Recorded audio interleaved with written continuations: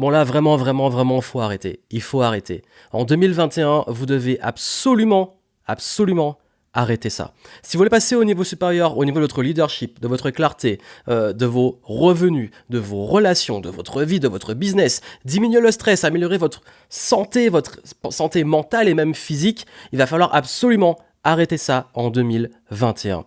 Si vous voulez justement passer au niveau supérieur, il va falloir abandonner des mauvaises habitudes, des mauvaises choses qui vous plombent et qui, je le suis sûr, parce que vous allez sûrement vous reconnaître, vous empêchent vraiment d'évoluer.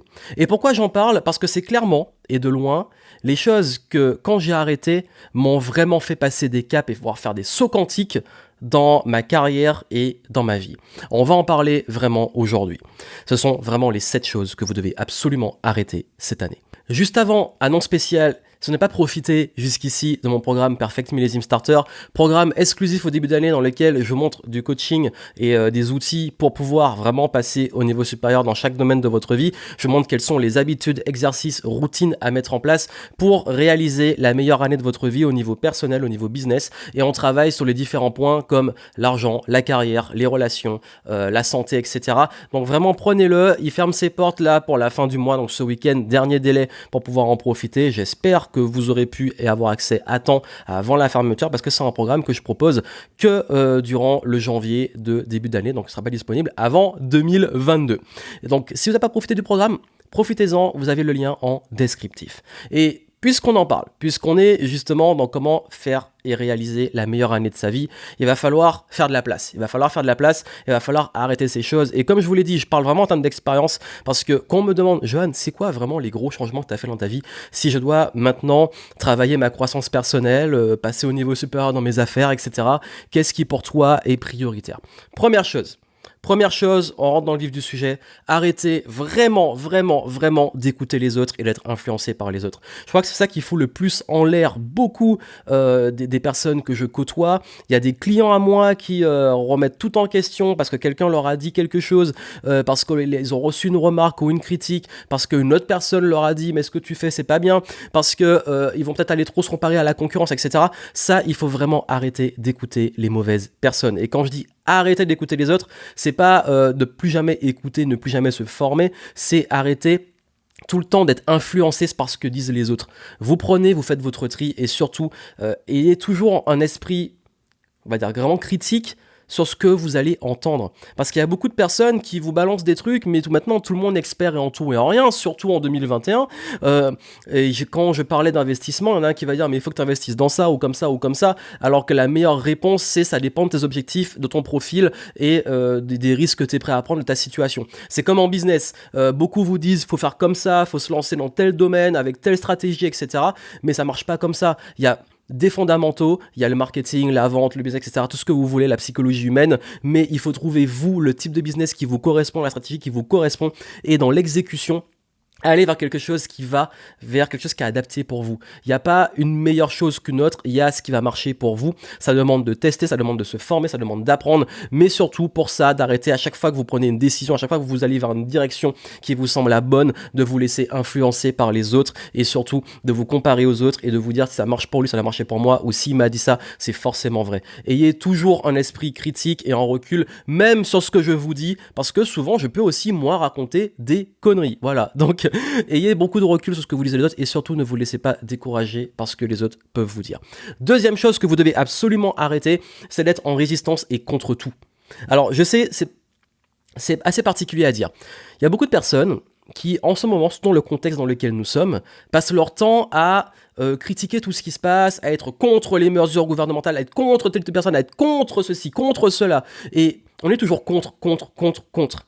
Ben, je vais vous dire, pendant très longtemps, ça a été peut-être une de mes erreurs et là où j'ai appris beaucoup, et là je vous parle vraiment parce que je fais des conneries aussi, et c'est peut-être l'une de mes plus grosses erreurs qui m'a le plus ralenti, je pense, dans mon parcours d'entrepreneur, c'est que souvent j'étais contre les vendeurs de rêves, j'étais contre des pratiques marketing, mais je le suis toujours d'ailleurs, mais je dis juste que être contre est une chose, mais tout le temps l'exprimer est négatif, parce qu'on parle toujours de ce qui va pas, on est toujours dans des choses qui sont pas constructives en fait. Alors que si vous êtes contre, vous êtes forcément pour. Si vous êtes contre l'arnaque, vous êtes pour peut-être l'honnêteté. Si vous êtes contre les vendeurs de rêves, vous êtes pour les personnes qui proposent vraiment des solutions qualitatives et la réalité.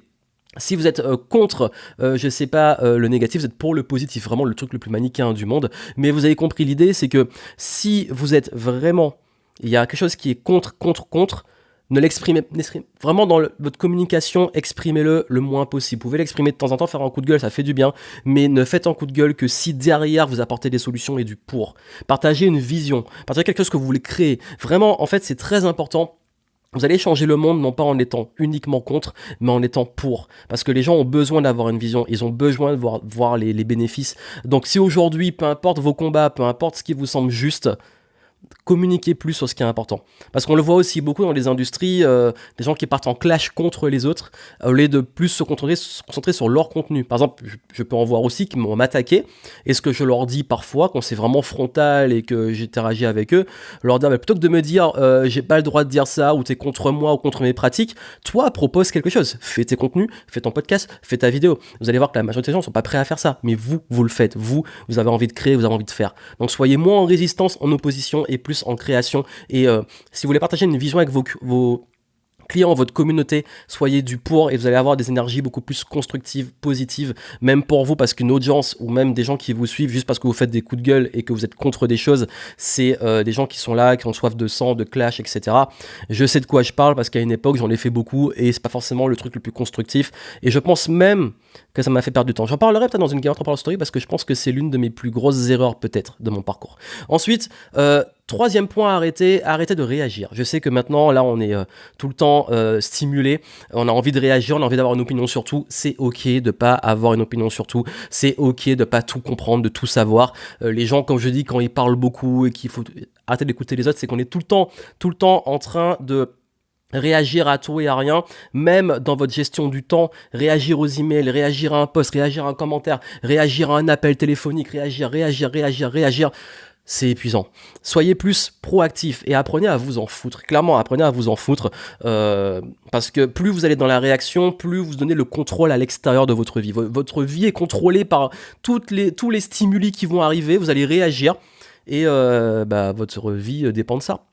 Et c'est Bruce Lee qui disait que il faut apprendre à gérer ses émotions parce que sinon vos adversaires vont l'utiliser contre vous. Quand je parlais de réaction, quand je parlais de résistance, de contre et de trop écouter les gens, tout est connecté et plus vous allez être comme ça, plus vous allez tout le temps réagir, plus vous allez vous retrouver à être dans une posture de manque, de besoin, de mince j'ai besoin d'argent, il faut que je réagisse, mince j'ai besoin de temps, il faut que je trouve du temps, mince j'ai besoin de ceci, enfin toujours c'est vraiment le mode survie, c'est très reptilien, c'est très vous n'êtes plus en train de vivre, vous êtes en train de survivre et c'est fatigant, c'est surtout extrêmement fatigant. Vous le voyez, on vous dit souvent arrêtez d'écouter les médias, arrêtez de trop regarder les trucs négatifs, c'est pas que ça en fait, les réactions c'est surtout ce qui se passe. Prenez plus de temps pour vous, plus de calme, plus de lucidité, de clarté, faites de la place pour avoir le temps de créer et accordez-vous des moments où vous interagissez, soyez disponible, respectez votre temps, faites les gens et les choses, votre organisation,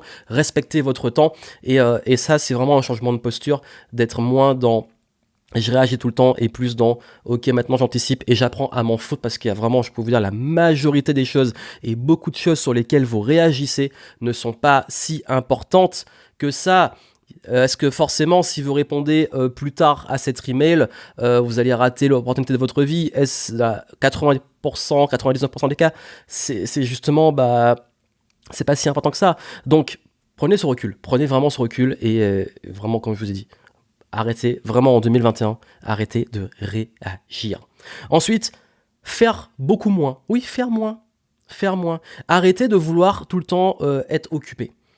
Prenez du temps pour vous, faites moins, devenez plus impactant, plus efficace, plus efficient. Le mot, c'est vraiment l'efficience. Ça veut dire que plutôt que de chercher qu'est-ce que je peux faire de plus, au contraire, comment je peux faire moins et me concentrer sur ce qui est important.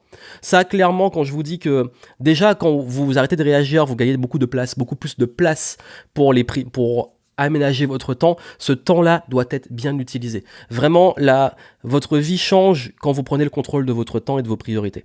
Si vous voulez prendre le contrôle de votre temps et de vos priorités, il va vraiment falloir lâcher prise sur tout ce qui vous pompe, tout ce qui vous prend, tout ce qui vous tire vers le bas, tout ce qui va vous empêcher derrière de vous concentrer sur l'essentiel et va aussi vous épuiser. Bon, prendre le temps de planifier les choses, d'avoir des coups d'avance, d'être plus stratège, de moins être à flux tendu. Vous savez, ce truc de toujours réagir, quand je parlais de réagir dans l'urgence, voilà, plus, ok, comment je peux être efficient? Si aujourd'hui je dois faire une chose, c'est quoi? Et vraiment avancer comme ça, étape par étape. Vous allez être beaucoup plus serein, beaucoup plus efficace, et surtout, vous allez voir que vous aurez beaucoup plus d'énergie pour vous consacrer à l'essentiel. Ensuite, il est très important de enfin, s'il vous plaît, lâcher prise sur le résultat. Lâcher prise sur le résultat. Oui, arrêtez de vouloir tout le temps les résultats. Ce côté vraiment, je veux les résultats et tant que j'ai pas atteint ce palier financier, je suis malheureux. Tant que j'ai pas réussi ça, je suis malheureux. Tant et obsédé par le résultat. Je vais vous dire une chose, le résultat n'est que la conséquence de tout ce que des décisions, l'état dans lequel vous prenez des décisions, les savoirs que vous avez au moment de la décision, l'exécution, etc. va provoquer un résultat. Mais en réalité, ce résultat ne vous appartient pas. Ce résultat, c'est à vous de le créer, c'est à vous de le provoquer. Et donc, comment on le crée, comment on le provoque? Via ce qu'on va mettre en place, via le process et l'exécution. Focalisez sur ce que vous avez à faire, lâchez prise sur le résultat. Soyez fiers d'avoir fait de votre mieux, d'avoir fait l'entraînement qu'il fallait faire, d'avoir fait les actions qu'il fallait faire, d'avoir justement focalisé sur le plan que vous avez mis en place. Et si ça marche pas, tant pis, c'est ce qu'on appelle un échec. Un échec, ça veut dire que on apprend et on améliore, on passe à autre chose, ou on refait avec différents savoirs, différents reculs, on teste autre chose. Le truc, c'est que si vous voulez justement avoir cette bonne dynamique, ne laissez pas le résultat prendre trop de place et focalisez-vous sur qu'est-ce qui peut provoquer ce résultat. Et quand je forme des gens sur l'efficacité, la productivité, je mets ça vraiment en avant et vraiment ce côté, ouais, il n'y a pas de bonne ou mauvaise décision, il n'y a pas de bon ou de mauvais objectif, il n'y a pas de bon ou mauvais plan. Ce qui compte, c'est comment vous allez pouvoir vous adapter, évoluer et rester justement persévérant. Parce qu'il n'y a pas de bonne ou mauvaise décision, on prend une décision, on la rend bonne. Pourquoi? Parce que on prend avec ce qu'on a. Et une fois qu'on le fait, on voit ce qui se passe et on itère, on améliore et on progresse. Donc c'est ok de ne pas avoir toutes les réponses, c'est ok de ne pas tout savoir, mais juste la meilleure approche que je peux vous dire, et ça je l'ai appris vraiment, et encore aujourd'hui je m'en rends compte à quel point, ouais, quand je dis kiffer le game, l'esprit game entrepreneur, kiffer le game, c'est exactement ça. Focalise sur ce que tu as à faire. Kiffe le process, tombe amoureux du process, tombe amoureux de tes journées, de ce que tu fais, et peu importe le résultat, tu seras fier de toi parce que tu auras fait vraiment ce qui te tenait à cœur et tu auras été passionné et tu l'auras fait vraiment avec tes tripes, avec ton cœur. Ça fait une grosse différence. Ensuite, 6e point, arrêtez d'être impatient. Alors je sais que tout le monde aujourd'hui veut devenir riche en 3 jours, tout le monde veut des résultats rapides, vous avez plein de gens on parlait de vendeurs de rêves, qui vous disent que il est possible avec tel ou tel truc de gagner rapidement. Je peux vous dire vraiment, généralement, même moi aujourd'hui, dès qu'on me dit c'est facile et rapide, pour moi ça pue et ça m'intéresse même pas. Je sais que dans la vie, tout prend du temps. C'est la loi de la gestation, c'est que tout prend du temps. Quand vous avez là à côté de moi, bon, je vais pas vous le montrer parce que faut que je reste près du micro, mais j'ai mon bonsaï qui a pris cher là pendant l'hiver, j'ai pas pris soin assez. Je pourrais me dire, je suis impatient, je veux absolument qu'il reprenne ses feuilles, que ça repousse et tout, alors qu'en réalité, là je vois que les petites feuilles commencent à repousser, parce qu'il a perdu toutes ses feuilles. C'est vraiment la métaphore ultime, c'est sois patient, prends soin de lui, et maintenant prends soin, sois patient, et les feuilles vont revenir dans vos investissements, votre vie, c'est ça. Il y a des choses des actions que j'ai faites il y a de ça quelques années, et je me disais, je sais même pas si ça va me servir et tout, mais je suis fier de l'avoir fait, encore une fois le process, et aujourd'hui je récolte les fruits. Donc vous avez vu, dans la vie, il y a beaucoup de choses qui prennent du temps, et quand vous apprenez à être patient, et je peux vous dire que l'impatience c'est l'un de mes plus gros défauts, donc je sais de quoi je parle, vraiment apprendre à être patient, ça m'a permis vraiment de mieux vivre. C'est-à-dire que je me mets moins la pression, je veux moins que les choses aillent trop vite et je prends le temps. C'est pas perdre son temps, c'est prendre son temps. Et ça fait une grosse différence. Et le dernier point, vraiment celui-là, il faut que vous arrêtiez vraiment, c'est de vous oublier. De vous sacrifier pour les autres. De toujours se dire, aujourd'hui, je me mets à fond et j'oublie de prendre soin de moi. Tout ça, en fait, toutes ces choses-là, ces projets, la vie, etc., ça ne doit pas se faire au prix de votre santé, au prix de ce qui compte pour vous, de vos proches, etc. Ne vous oubliez pas. Ne vous oubliez pas. On peut vite s'oublier, on peut vite se perdre dans les grandes ambitions, les choses qui sont importantes. Vous êtes ce qu'il y a de plus précieux au monde, vous. Et surtout, si pour vous, vos proches et tout sont importants, vous devez prendre soin de vous pour prendre soin d'eux, pour être au plus haut niveau, pour prendre vraiment bien soin d'eux. Donc, n'oubliez pas que vous êtes finalement la limite de votre vie, la limite de vos projets, la limite de votre business. Donc, prendre soin de vous, pour moi, c'est une priorité. Et ça demande d'être parfois un peu égoïste, savoir dire non, savoir dire, bah ok, là c'est pour un moment pour moi, de communiquer les choses, de mettre vos limites, c'est très important, c'est ça aussi s'affirmer. Et je veux que cette année, vous preniez le temps pour vous aussi. Pour ce qui est important pour vous, sur prendre du recul, de prendre soin de vous, d'être bien, d'être heureux. Ça peut paraître bête de dire ça, mais je crois qu'on l'oublie trop souvent. Et quand on l'oublie, c'est là justement que tout le reste s'écroule. Qu'on s'oublie soi, qu'on oublie qui on est, qu'on oublie ce qui est important pour nous, qu'on oublie ce qui nous fait du bien et qu'on le sacrifie, on n'arrive plus à avancer parce que ça coince, parce que ça bloque, parce qu'on commence à être frustré, etc. Donc voilà ce que je voulais vous dire et c'est vraiment les points que je voulais partager assez rapidement, mais pas si rapidement parce que je voulais quand même vous lâcher toutes les idées que j'avais et je veux que vous gardiez ça en tête et que cette année, vous puissiez enfin mettre ça de côté. Ça peut paraître beaucoup, mais en réalité, chaque point, vous pouvez le travailler au fur et à mesure. Vous pouvez vous lancer un challenge. Chaque mois, vous dire, bon, ce mois-ci, je m'affirme et j'arrête d'écouter les autres. Ce mois-ci, j'arrête de réagir et je me lance un challenge. Si j'ai envie de réagir, je réagis pas. Je me suis fait ça d'ailleurs. Ce mois-ci, j'apprends à m'en foutre un peu plus. Ce mois-ci, j'oublie les résultats et je focalise sur le process. Bref, chaque conseil que je vous ai donné, vous pouvez peut-être essayer de vous lancer des petits challenges comme ça. Et si vous voulez avoir ça à développer, avoir les vrais outils, aller beaucoup plus loin, le programme Perfect Millésime Starter ferme ses portes là pour la fin du mois de janvier 2021. Donc profitez-en, accédez. C'est juste voilà les inscriptions qui ferment, mais une fois que vous êtes de l'autre côté, vous y avez accès pour l'année, les années suivantes si vous voulez revenir dessus chaque début d'année. Mais en tout cas, il ne sera pas possible de le commander, d'y accéder en tout cas, de passer derrière les portes de ce programme après là normalement le 31 janvier donc 2021. Profitez-en, vous avez le lien descriptif. Perfect Millésime Starter, j'ai beaucoup de retours positifs, donc merci à ceux qui m'ont fait confiance. Et puis, je vous retrouve très vite pour cette année. Et puis, n'oubliez pas, si vous voulez passer au niveau supérieur, faites de la place, allégez-vous et surtout, prenez soin de vous. À très bientôt.